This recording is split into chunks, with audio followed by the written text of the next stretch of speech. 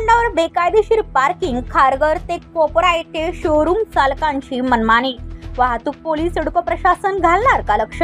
सायन पनवेल महामार्गालगत खारघर ते कोपरा येथे सिडकोच्या मालकीच्या असलेल्या भूखंडावर लगतच्या कार शोरूम चालकांनी बेकायदेशीररित्या पार्किंग सुरू केली आहे।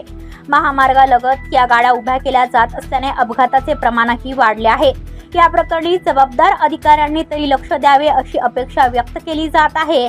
खारघर ते कोपरा येथे मारुती, सुझुकी, किया यांसह अन्य चारचाकी वाहनांचे शोरूम्स आहेत। या ठिकाणी समोर सिडकोच्या मालकीचा मोकळा भूखंड पडलेला आहे। या भूखंडावर लगतच्या शोरूम चालकांनी विनापरवानगी गाड्या लावणे सुरू केले आहे। लगतच्या परिसरात दिवसभर ये-जा करणारे व कर्मचाऱ्यांची नेहमीच वर्दळ असते। या सर्वांची वाहने सिडकोच्या भूखंडावर सर्रास लावली जातात, मात्र याचे कुठल्याही प्रकारचे शुल्क सिडको तसेच महापालिका प्रशासनास मिळत नाही। शिवाय ही वाहने भूखंडावरच न थांबता रस्त्यालगतही उभी केली जातात, यामुळे अपघातांना निमंत्रण मिळते। या प्रकरणी खारघर वाहतूक पोलीस, सिडको प्रशासन आणि नवी मुंबई महानगरपालिकेने कारवाई करावी अशी मागणी पत्रकार मित्र असोसिएशनने केली आहे। ब्युरो रिपोर्ट, पनवेल, कोकण संध्या न्यूज।